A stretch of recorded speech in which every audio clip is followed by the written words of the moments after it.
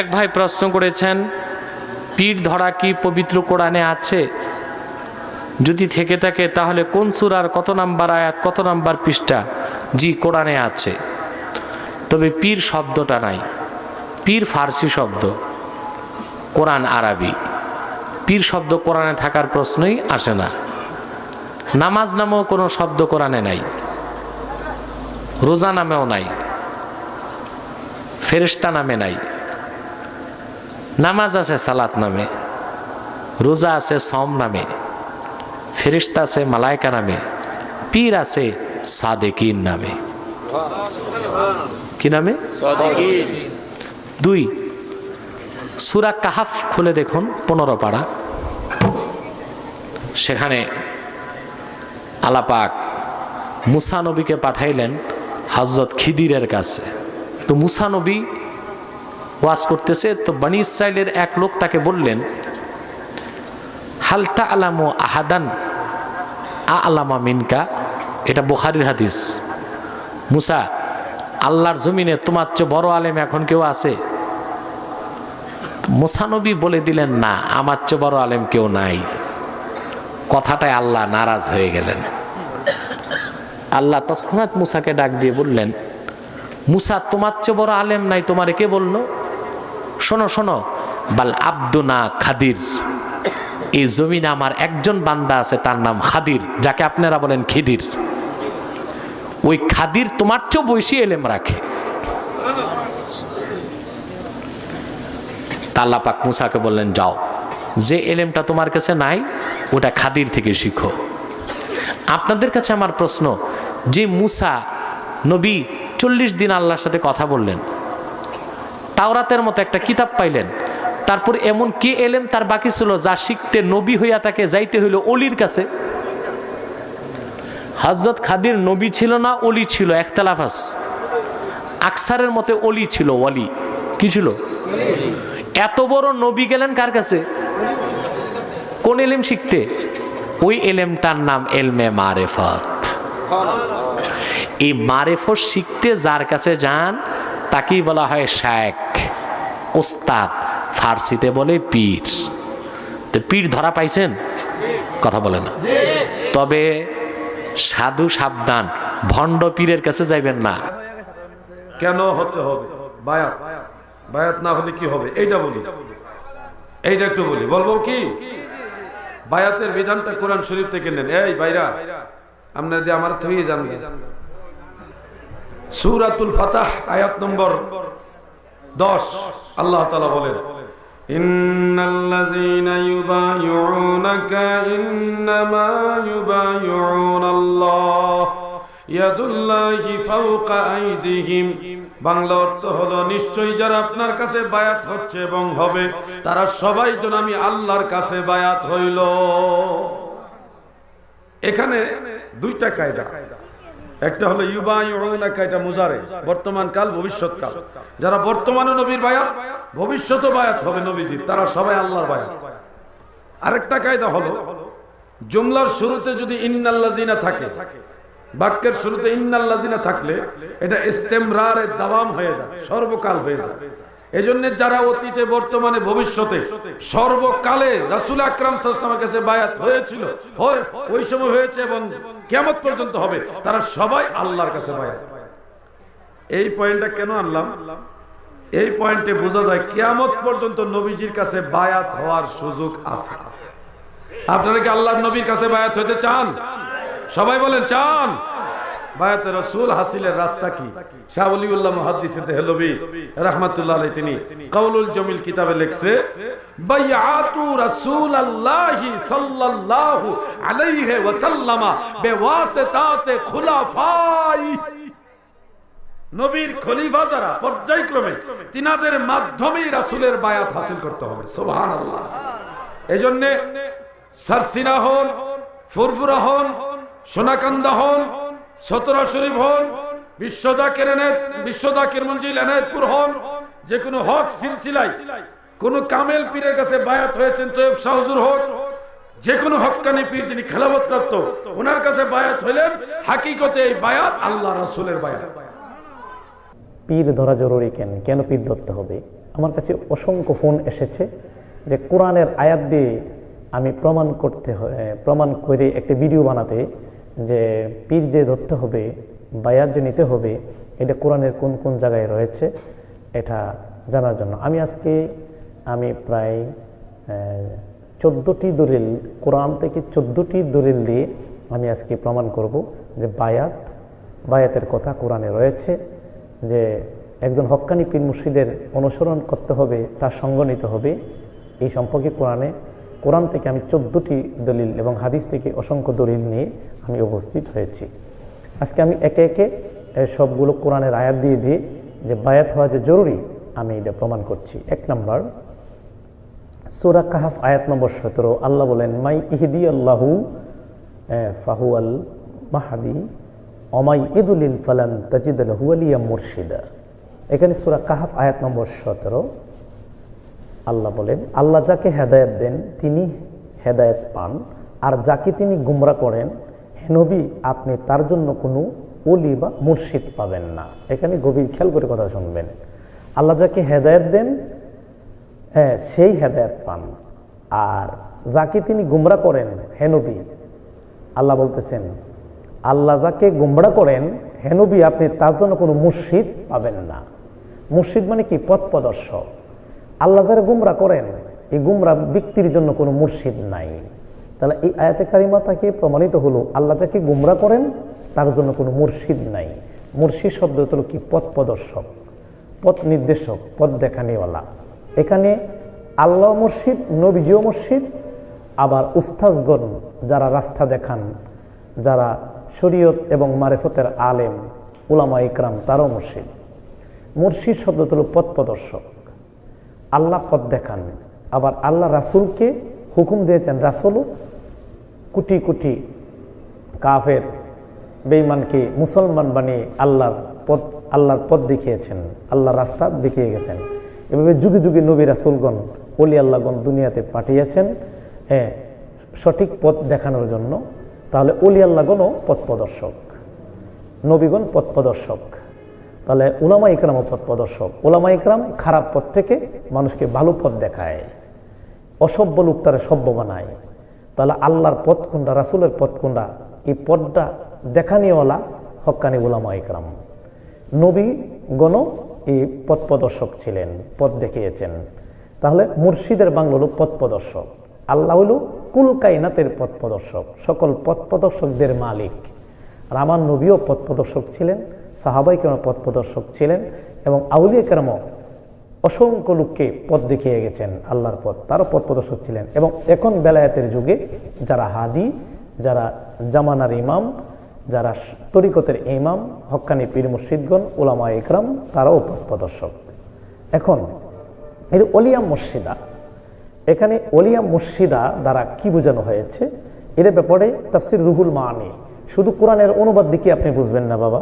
এই কোরআনের অনুবাদ অনেকে আহলে হাদিস সালাফিরা অনুবাদ করেছে, ওহাবিরা অনুবাদ করেছে, যার কারণে আপনারা মজা পাবেন না। এই কোরআনের আয়াতের সাথে হাদিস মিলে এবং তাফসির মিলিয়ে পড়তে হবে। এই যে ওলিয়া মুর্শিদা, এটার ব্যাখ্যায় লেখছেন তাফসির রুহুল মানি 8ম খণ্ড 213 পৃষ্ঠায়, যে ওলিয়া মুর্শিদা আন নাসিরু এহদি ইলাল হক ওয়া ইখলিসু মিনাদ দালালা।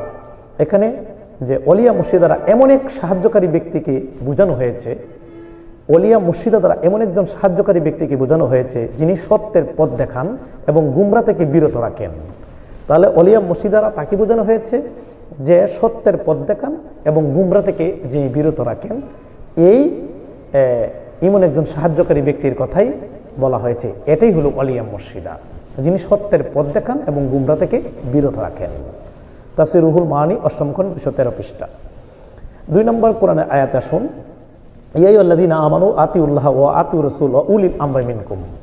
সূরা নিসার 57 নম্বর আয়াত। আবার বলছি সূরা নিসা 57 নম্বর আয়াত। এখানে আল্লাহ বললেন, হে মুমিনগণ আল্লাহ পাকের আদেশ মান্য করো। আল্লাহ বলতেছেন তোমরা আল্লাহ পাকের আদেশ মান্য করো এবং রাসূলুল্লাহ সাল্লাল্লাহু আলাইহি সাল্লামের আনুগত্য করো এবং অনুসরণ করো যারা উলিল আমর, উলিল আমরের অনুসরণ করো। এখানে আতিউল্লাহ ও আতিউ রসুল ও উলিল আমরি মিনকুম, আল্লাহ পাকের আদেশ মান্য করো, রাসূলুল্লাহ সাল্লাল্লাহু আলাইহি ওয়াসাল্লামের আনুগত্য করো এবং উলিল আমরের অনুসরণ করো। তাহলে অনুসরণ কিন্তু উলিল আমরের করতে হবে না। উলিল আমর কারা? উলিল আমর হলো যারা শরীয়ত এবং তরিকতের অভিজ্ঞ ব্যক্তি, যারা আদেশ প্রদানকারী, যারা মুস্তাহেদ, যারা আদেশ প্রদান করতে পারে, যারা ক্ষমতায় অধিষ্ঠবান, যারা শরীয়ত এবং তরিকতের অভিজ্ঞ একজন আলেমকে ওলিয়া মুর্শিদা বলা হয়। এখন এই ওলিয়া মুর্শিদা দ্বারা তাফসিরে আসছে যারা শরীয়ত এবং তরিকতের অভিজ্ঞ ব্যক্তি, আলেম ও বুজুর্গ ব্যক্তির অনুসরণ করতে হবে। তাহলে বুজুর্গ ব্যক্তি যারা এবং শরীয়ত এবং তরিকতের অভিজ্ঞ ব্যক্তি যারা, তারাই ওলিয়া মুর্শিদা। শরীয়ত এবং মারিফতের অভিজ্ঞ ব্যক্তি যিনি বুজুর্গ ব্যক্তি, হক্কানি পীর মুর্শিদগণ, তারাই উলিল আমর, আর তাদের অনুসরণ করতে হবে। 2 নম্বর। 3 নম্বর, সূরা লুকমানের 15 নম্বর আয়াতটা দেখবেন, আল্লাহ বলেন ওয়াত্তাবিউস সাবিলা মান আনাবা ইলাইয়া। আল্লাহ বলেন যিনি আমার দিকে মনোনিবেশ করেছে তার পথে অবলম্বন করো। আল্লাহ বলতেছেন যারা আমার পথে অবলম্বন করেছে, অর্থাৎ আমার পথে রওনা দিয়েছে, তাদের পথ অবলম্বন করো। তাহলে আল্লাহর ওলিগণ এবং হক্কানি পীর মুর্শিদগণ আল্লাহর পথে রওনা দিয়েছেন, অর্থাৎ যারা আল্লাহর পথে মনোনিবেশ করেছেন, আল্লাহর পথে যারা আছে তাদের অনুসরণ করতে আল্লাহ বলছেন। আল্লাহ কি বলছেন? তাদের পথ অবলম্বন করো যারা আমার দিকে অভিমুখী হয়েছে। আল্লাহর দিকে যারা অভিমুখী হয়েছে তাদের পথ অবলম্বন করতে আল্লাহ বলছেন। সূরা লুকমান আয়াত নম্বর 15। তাহলে এখান থেকে বোঝা গেল যে আল্লাহর অনুসরণ করতে হবে, রাসূলের অনুসরণ করতে হবে, এবং আল্লাহমুখী যারা হয়েছে, আল্লাহর অভিমুখী যারা হয়েছে, হক্কানি পীর মুর্শিদগণ, আল্লাহর ওলিগণ, তাদের পথ অবলম্বন করতেও আল্লাহ বলছেন। তারা হলো পীর মুর্শিদগণ, নিশ্চয়ই আল্লাহর পথে আছে, আল্লাহ রাসূলের পথে তারা রওনা দিয়েছেন, একটা তরিকা নিয়ে আল্লাহ রাসূলের রাস্তার মধ্যে রওনা দিয়েছেন। তাদের পথ অবলম্বন করতে, তাদের পথ ধরতে আল্লাহ নির্দেশ দিয়েছেন সূরা লুকমানের 15 নম্বর আয়াতে। 4 নম্বর আয়াতে আল্লাহ বলেন ফাসআলু আহলে যিকরি ইন কুনতুম লা তা'লামুন। এখানে সূরা নাহল আয়াত নম্বর 43 আল্লাহ বলেন হে লোক সকল, তোমরা যে জানো না জ্ঞানীদের কাছ থেকে জেনে নাও। তাহলে এখানে আমরা যে জানি না জ্ঞানীদের কাছ থেকে জানতে হবে, আলেমদের কাছ থেকে জানতে হবে। আহলে জিকির যারা আহলে বায়তের অনুসারী, আহলে জিকির যারা একজন হক্কানি পীর মুর্শিদের, হক্কানি উলামা ইকরাম, তাদের কাছ থেকে জেনে নেওয়ার জন্য আল্লাহ পাক নির্দেশ দিয়েছেন যে তোমরা যা জানো না জ্ঞানীদের কাছ থেকে জেনে নাও। পীর মুর্শিদগণ নিশ্চয় জ্ঞানী, এরা হক্কানি উলামা ইকরাম, এরা নায়েব রাসূল, ওরা শরীয়ত তরিকতের অভিজ্ঞ ব্যক্তি। তাদের কাছে জিজ্ঞাসা করতে আল্লাহ নির্দেশ দিয়েছেন। তোমরা যা জানো না আহলে জিকিরকে, আহলে জিকির কারা? হক্কানি আলেম ওলামা, হক্কানি পীর মুর্শিদগণকে আহলে জিকির বলা হয়। তারা শরীয়ত এবং তরিকতের অভিজ্ঞ ব্যক্তি, তাদের পথ অবলম্বন করতে আল্লাহ বলছেন এবং তাদের কাছে জিজ্ঞাসা করতে বলছেন। তোমরা যা জানো না জ্ঞানীদের কাছ থেকে জিজ্ঞাসা করো, আহলে জিকিরকে জিজ্ঞাসা করো। এই জ্ঞানীগণ কারা? যারা শরীয়ত এবং তরিকতের জ্ঞানী, যারা তাদের কাছে জিজ্ঞাসা করো। পীর মুর্শিদগণ শরীয়ত এবং তরিকতের জ্ঞানী। সূরা নাহল 43 নম্বর আয়াত। 5 নম্বর, ইয়াউমা নাদউ কুল্লা উনাসিন বিইমামিহিম। এটা সূরা বনী ইসরাঈল আয়াত নম্বর 71। আল্লাহ বলেন যেদিন আমি প্রত্যেক দলকে নিজ নিজ ইমাম সহকারে ডাকবো। তাহলে হাসরের ময়দানে প্রত্যেক সম্প্রদায়কে তাদের দলের নিজ নিজ ইমামের নামে ডাকবে। এখন এই ইমাম বলতে ইমাম কারা? যার দলের ইমামের নামে হাসরের ময়দানে ডাকবে। সূরা বনী ইসরাঈল আয়াত নম্বর 71। এটার ব্যাখ্যা আসছে তাফসিরে রুহুল বয়ানের 5ম খণ্ডের 20 পৃষ্ঠায়, 220 পৃষ্ঠায়। এখানে ইমাম হচ্ছে ধর্মীয় পথের দিশারি। কিয়ামতের দিন লোকদেরকে মাযহাবের ইমাম, তরিকার ইমাম এর নামে ডাকা হবে। অর্থাৎ হে কাদরিয়ার দল, হে চিশতিয়ার দল, হে আব্দুল কাদের জিলানির দল, হে খাজা মঈনুদ্দিন চিশতির দল, এভাবে তরিকার ইমামের নামে, মাযহাবের ইমামদের নামে এবং পীর মুর্শিদের তরিকতের ইমামের নামে ডাক দিবে। অর্থাৎ যার মুর্শিদের নামে হাসরের ময়দানে ডাক দিবে। এখন এটা তাফসিরে বলতে পারেন যে হুজুর এখানে ইমামের নামে ডাক দিবে, এই ইমাম বলতে কি মুর্শিদ? হ্যাঁ, ইমাম বলতে মাযহাবের ইমামকে বোঝানো হয়, তরিকার ইমামকে বোঝানো হয় এবং যারা মসলকের ইমামকেও বোঝানো হয়। এখানে তরিকার ইমাম হলো আমার পীর মুর্শিদ, আমার তরিকার ইমাম। হাসরের ময়দানে তরিকার ইমামের নামে ডাক দিবে, অর্থাৎ মুর্শিদের নামে ডাক দিবে। এখানে কোন কিতাবে আছে? তাফসির রুহুল বয়ান 5ম খণ্ড 220 পৃষ্ঠা। এবং এটা আমার সামনে দেখছেন যে কিতাবটা, এটা হলো তাফসির মারিফুল কোরআন। এটা এটা ওহাবিদের তাফসীর। এই তাফসীর মারিফুল কোরআনের পৃষ্ঠা নাম্বার 785 দেখবেন এই আয়াতের ব্যাখ্যায় কি লিখছে। এই সূরা বনী ইসরাঈল 71 নম্বর আয়াত, ইয়াউমা নাদউ কুল্লা উনাসিন বিইমামিহিম। এই আয়াতের ব্যাখ্যায় লিখছে হাসরের ময়দানে যার যার পীরের নামে, যার যার মুর্শিদের নামে, যার যার শায়েখের নামে ডাকবে। তাফসীরে মারিফুল কোরআন 785 পৃষ্ঠা এই আয়াতের ব্যাখ্যায় তাদের তাফসীরে লিখছে হাসরের ময়দানে যার যার পীর ও মুর্শিদের নামে ডাক দিবে, তরিকার ইমামের নামে ডাক দিবে। তাহলে এই আয়াত থেকে প্রমাণিত হয় যদি আমাদের তরিকার ইমাম না থাকে, পীর মুর্শিদগণ না থাকে, তাহলে হাসরের ময়দানে আমাদের খুব সমস্যা হবে। এখন 6 নম্বর, এখানে 6 নম্বর আছে যে আত্তাবিউ মান লা ইয়াসআলুকুম আজরান ওয়া হুম মুহতাদুন। সূরা ইয়াসিন আয়াত নম্বর 21 আল্লাহ বলেন আত্তাবিউ মান লা ইয়াসআলুকুম আজরান ওয়া হুম মুহতাদুন। আল্লাহ বলেন অনুসরণ করো তাদের যারা তোমাদের নিকট কোনো প্রতিদান চায় না। হ্যাঁ, যারা তোমাদের কাছে প্রতিদান চায় তাদের অনুসরণ করিও না, আর যারা প্রতিদান চায় না তাদের অনুসরণ করো। এখানে সূরা ইয়াসিনের 21 নম্বর আয়াত। হ্যাঁ, আসলে যারা দুনিয়া লোভী, যারা মানুষের কাছে প্রতিদান চায় তাদের অনুসরণ করতে আল্লাহ নিষেধ করছেন। যে যারা দুনিয়া লোভী, টাকা পয়সা ধন সম্পদ তোমার কাছে বেশি বেশি চাবে, অর্থাৎ লোভী মানুষ যারা, তাদের অনুসরণ করিও না। এই আয়াতের ব্যাখ্যা এটাই যে লোভী মানুষ যারা দুনিয়াতে চাকচিক্য করে, ঘর বাড়ি করে, হ্যাঁ, বিশাল বাণিজ্য করতে চায় এবং প্রাসাদ গড়তে চায়, এমন লোভীদের অনুসরণ করিও না। এখানে আল্লাহ বলছেন অনুসরণ করো তাদের যারা তোমাদের নিকট কোনো প্রতিদান চায় না। আর যারা প্রতিদান, যারা হক্কানি পীর মুর্শিদ যারা, তারা কোনোদিন টাকা পয়সার পাগল না, তারা মানুষকে আল্লাহ রাসূলের রাস্তা দেখায়। হ্যাঁ, তারা যারা আল্লাহ রাসূলের পথে আছে এমন আল্লাহ ব্যক্তির অনুসরণ করতে আল্লাহ বলছেন সূরা ইয়াসিনের 21 নম্বর আয়াতে। অনুসরণ করো তাদের যারা তোমাদের কাছে কোনো প্রতিদান চায় না। হ্যাঁ, যারা প্রতিদান চায় না এমন একজন কামেল হক্কানি পীর মুর্শিদের অনুসরণ করতে আল্লাহ বলেছেন সূরা ইয়াসিন 21 নম্বর আয়াতে। এবং সূরা ফাতিহা 5 থেকে 6 নম্বর আয়াতে আমরা প্রতি রাকাতে আমরা যে নামাজ পড়তেছি, প্রতি রাকাতে কিন্তু আমরা একটা আয়াত পড়তেছি, ইহদিনাস সিরাতাল মুস্তাকিম। কত কি, হে আল্লাহ আমাদেরকে সহজ সরল রাস্তায় পরিচালিত করো। কিন্তু আমরা কি কোনোদিন ভেবে দেখেছি যে আমরা যে আল্লাহর কাছে প্রতিদিন প্রতি রাকাতে একটা আবেদন করতেছি, আল্লাহর কাছে প্রার্থনা করতেছি, আল্লাহ তুমি আমাদেরকে সহজ সরল রাস্তায় পরিচালিত করো, অর্থাৎ সিরাতুল মুস্তাকিম রাস্তায় পরিচালিত করো। এখন ইহদিনাস সিরাতাল মুস্তাকিম, হে আল্লাহ আমাদেরকে সিরাতুল মুস্তাকিম রাস্তায় পরিচালিত করো। সূরা ফাতিহার 5 থেকে 6 নম্বর আয়াত আমরা এই আয়াতে কিন্তু পড়ি, ইহদিনাস সিরাতুল মুস্তাকিম, হে আল্লাহ আমাদেরকে সহজ সরল রাস্তায় পরিচালিত করো, অর্থাৎ কি সিরাতুল মুস্তাকিম রাস্তায় পরিচালিত করো। এখন সিরাতুল মুস্তাকিম রাস্তা কোনটি? এর পরের আয়াতে কিন্তু আল্লাহ, আমরা আবার প্রার্থনা করতেছি সিরাতুল লাযিনা আনআমতা আলাইহিম, আল্লাহ তাদের প্রতি আমাদেরকে পরিচালিত করো যাদেরকে তুমি নিয়ামত দান করেছ, অর্থাৎ তুমি অনুগ্রহ দান করেছ। তাহলে এখন আল্লাহর অনুগ্রহপ্রাপ্ত বান্দা যারা, আল্লাহ নিয়ামত প্রাপ্ত বান্দা যারা, তারাই হইল আল্লাহ নিয়ামত প্রাপ্ত বান্দা, অনুগ্রহপ্রাপ্ত বান্দা, তারাই হলো সিরাতুল মুস্তাকিম দলে আছে। সিরাতুল মুস্তাকিম দলে কারা আছে?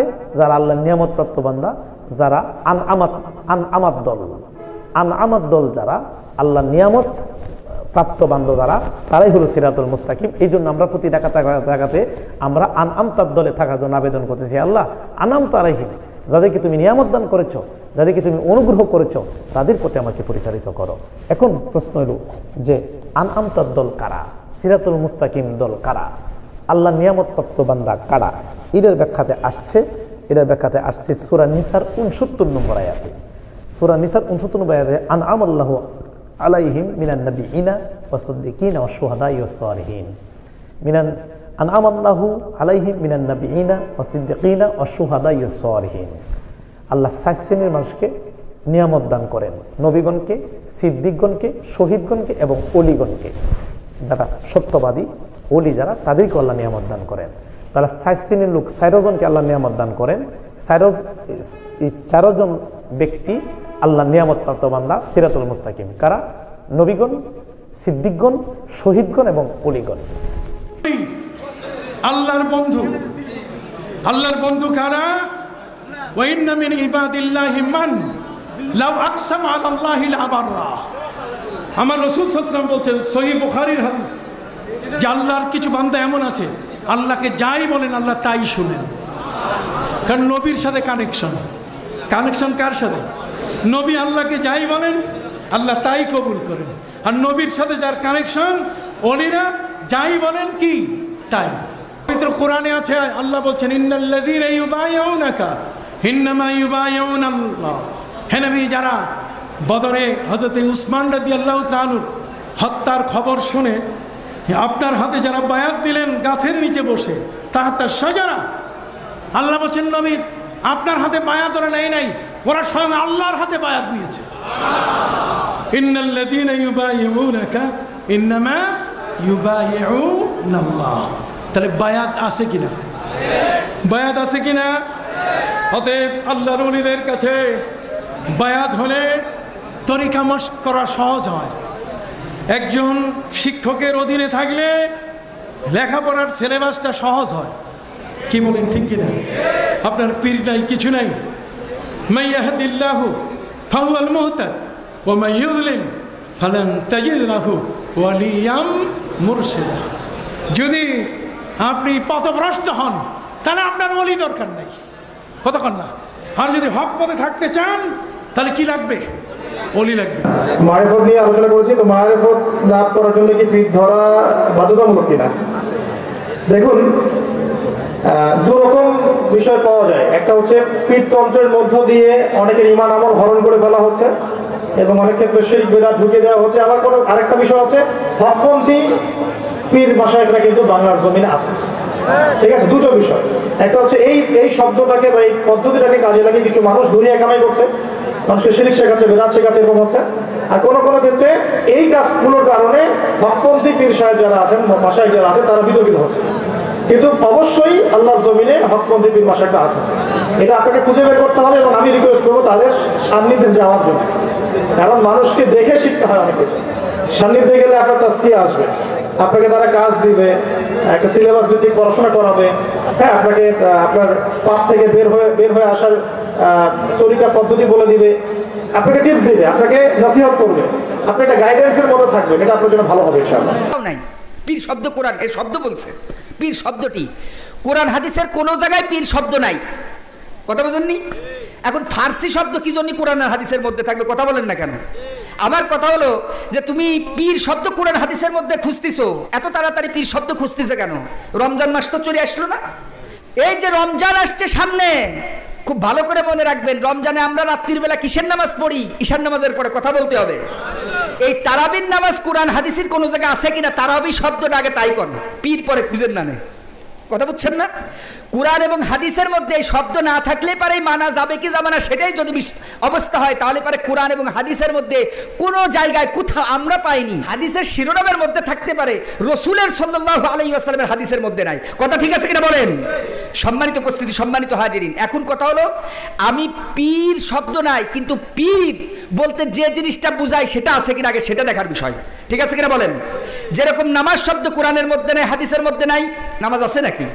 আমরা যে নামাজ পড়ি আছে, যেই নামাজ আমরা পড়ি, যেই নামাজের কথা এত আসছে হাদিসের মধ্যে, আসছে সলাত, নামাজ নাই। কি নাই? সলাত আসছে, কি নাই? নামাজ নাই। ফেরেশতা কোরআন হাদিসের মধ্যে কোনো জায়গায় নাই। কথা বুঝছেন না? আছে কি? মালায়েকা। কি আছে? মালায়েকা। রোজা যে আসতেছে সামনে, রোজাও কোরআন হাদিসের কোনো জায়গায় নাই। আছে হলো রমাদান। কি আছে? রমাদান। তাহলে আমরা নামাজ পালাম না, রোজা পালাম না, ফেরেশতা পালাম না, তারাবি পালাম না, আমার অ্যালার্জি কি জন্য? খালি পীর নিয়ে। কথা কোন ঠিক কিনা? বুঝতে হবে এখানে অন্য জিনিস কাজ করছে। অন্য জিনিস কি করছে? কাজ করছে। তোমার যদি মানতে ইচ্ছা করে তাহলে পারে এবার তুমি শোনো, মানতে ইচ্ছা করে তাহলে পারে শোনো। পীরের হাতে কেন বায়াত হতে হয়? আমার কথা হলো তুমি পীর বলে না, কোনো আপত্তি নাই, কিন্তু তোমার নফসকে পরিশুদ্ধ করতে হবে, তোমার তাজকিয়া নফস করতে হবে। তাজকিয়া নফস প্রয়োজন রয়েছে, এটা কোরআন সুন্নাহ দ্বারা প্রমাণিত। জোরে বলেন না সুবহানাল্লাহ। হক্কানি পীরের কাছ থেকে যে সবকের মাধ্যমে তাজকিয়া নফস করি, এটা কোরআন সুন্নাহ দ্বারা প্রমাণিত। জোরে বলতে হবে সুবহানাল্লাহ। আমাদের দেশের পীর মাশায়েখগণ যে বায়াতের সিস্টেমটি, অনেকেই পাগড়ি ফেলে বায়াত করান, অনেকেই হাতে হাত রেখে বায়াত করান, এই বায়াতের বিষয়টি আসলে এটা শরীয়ত সমর্থিত কিনা? দেখুন, বায়াতের এই যে বিষয়টি, এটি ইসলামের নতুন কোনো বিষয় নয়, বরং এটি রসুল করিম সাল্লাল্লাহু আলাইহি সাল্লাম সাহাবায়ে কেরামের যুগ থেকেই এটা ধারাবাহিকভাবে চলে আসছে। আর এই যে বায়াত, এটার মূল উদ্দেশ্য হলো ইসলামের বিধিবিধানগুলো সুন্দর এবং উত্তমভাবে পালন করা, আল্লাহ তাআলার অবাধ্যতা এবং তার বিধানাবলীর সীমালঙ্ঘন থেকে বেঁচে থাকা। আমরা যদি দেখি যে এই যে আমরা পীর মাশায়েখ আল্লাহর ওলিদের কাছে বায়াত গ্রহণ করি, নিজেকে বিক্রি করে দিই, উদ্দেশ্য হলো আত্মশুদ্ধি, নিজের ইসলাহে নফস, ইসলাহে কম, ইসলাহে হুকুমাত, তাজকে নফসের জন্য, আত্মশুদ্ধির জন্য। এই বায়াতের বিষয়টি সূরা ফাতর 10 নম্বর আয়াতে আল্লাহ পাক রব্বুল আলামিন বলেন, ইন্নাল্লাযীনা ইউবাইউনাকা ইন্নামা ইউবাইউনাল্লাহ ইয়াদুল্লাহি ফাওকা আইদিহিম ফামান নাকাসা ফাইন্নামা ইয়ানকুসু আলা নাফসিহি ওয়া মান আওফা বিমা আহাদা আলাইহিল্লাহ ফাসাইউতিহি আজরান আযীমা। এই আয়াতটি কিন্তু প্রমাণ করছে যে যারা আপনার কাছে আনুগত্যের শপথ করে, তারা তো আল্লাহর কাছে আনুগত্যের শপথ করে, আল্লাহর ইয়াদ তাদের হাতের উপর রয়েছে। সুতরাং যে শপথ ভঙ্গ করে অবশ্যই সে তার নিজের ক্ষতির জন্যই করে। তাহলে এই আয়াতটি দ্বারা আমরা বুঝতে পারি যে বায়াত এটি কোরআন দ্বারা সাব্যস্ত। এছাড়াও লাকাদ রাদিয়াল্লাহু আনিল মুমিনিন ইয ইউবাইউনাকা তাহতা আশ-শাজারা, তাহলে এই যে আয়াতটি, এই আয়াতটি প্রমাণ করে যে আল্লাহ মুমিনদের প্রতি সন্তুষ্ট হলেন যখন তারা বৃক্ষের নিচে আপনার কাছে শপথ করলো, বায়াত গ্রহণ করলো। এটিও কিন্তু সূরাতুল ফাত 18 নম্বর আয়াতে কিন্তু স্পষ্ট করে বলে দেওয়া হয়েছে।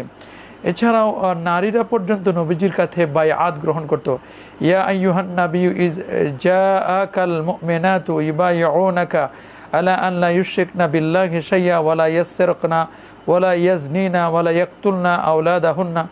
হে নবী, আপনার কাছে ঈমানদার নারীরা যখন এসে বায়াত গ্রহণ করে আনুগত্যের, তারা আল্লাহর সাথে কাউকে শরিক করবে না, চুরি করবে না, ব্যভিচার করবে না, তারপরে তারা সন্তানদেরকে হত্যা করবে না। তো এই যে বায়াতের বিষয়টি, এটি কিন্তু কোরআন দ্বারা সাব্যস্ত। রাসূল করিম সাল্লাল্লাহু আলাইহি ওয়াসাল্লাম তিনি সহিহ মুসলিম শরীফের 5473 নম্বর হাদিসে বলে দিয়েছেন যে মান মাতা ওয়ালাইসা লাহু ইমামুন মাতা মাইতাতাল জাহেলিয়া, যে ব্যক্তি মারা যাবে এই অবস্থায় যে তার কোনো ইমাম নেই, সে জাহেলিয়াতের যুগের নেই মৃত্যুবরণ করলো। তাহলে আমরা বুঝতে পারলাম যে বায়াত এটি শরীয়ত সমর্থিত। উলামায়ে কেরাম বায়াতটাকে দুটো ভাগে ভাগ করেছে, আল বায়াতুল আম্মা, ব্যাপক বায়াত, আর একটা হচ্ছে আল বায়াতুল খাসা, যেটি খাস বায়াত। ব্যাপক বায়াত যেটি, সেটি ইসলামী খলিফা বা রাষ্ট্রীয় দায়িত্বশীল ব্যক্তির নিকট বায়াত হওয়া, যেটি ইয়া আইয়ুহাল্লাযীনা আমানু আতিউল্লাহ ওয়া আতিউর রাসূলা ওয়া উলিল আমরি মিনকুম। এখানে উলুল আমরের কাছে বায়াতের বিষয়টি বলা হয়েছে যে কুন্না নুবাইউ রাসূলুল্লাহ সাল্লাল্লাহু আলাইহি ওয়াসাল্লাম আলা সামঈ ওয়াত তাআতে, যে আমরা রাসূলের নিকট শ্রবণ করা এবং আনুগত্য করার উপরে বায়াত গ্রহণ করেছি। এটা হচ্ছে বায়াতে আম্মা। এটা হচ্ছে বায়াতে খাসা, হলো বিশেষ বায়াত। রাসূল সাল্লাল্লাহু আলাইহি ওয়াসাল্লাম কোনো সময় কোনো সাহাবীকে নির্দিষ্ট বিষয়ের উপর বায়াত করাতেন। এটা হলো খাসা, বায়াতে খাসা। যেমন আল্লাহ নবী এক সাহাবীকে যাকাত প্রদানের উপর বায়াত করিয়েছেন। যেমন জারির ইবনে আব্দুল্লাহ তিনি বলেন যে বায়াতু রাসূলুল্লাহ সাল্লাল্লাহু আলাইহি ওয়াসাল্লাম আলা ইকামিস সালাহ ওয়া ইতাইজ যাকাত, আমি রাসূলুল্লাহর কাছে বায়াত হলাম নামাজ প্রতিষ্ঠা করার ব্যাপারে এবং যাকাত প্রদানের ব্যাপারে। কেউ তো কল্যাণ, মুসলমানের কল্যাণ কামনার উপর বায়াত হতেন। তিনি আরও বলেছেন বায়াতু রাসূলুল্লাহ সাল্লাল্লাহু আলাইহি ওয়াসাল্লাম আলান নুসহি লিকুল্লি মুসলিম, যে মুসলমানদের জন্য কল্যাণ কামনা করব, এর উপর আমি বায়াত গ্রহণ করেছি। এটা সহিহ মুসলিম শরীফের 57 নম্বর হাদিস।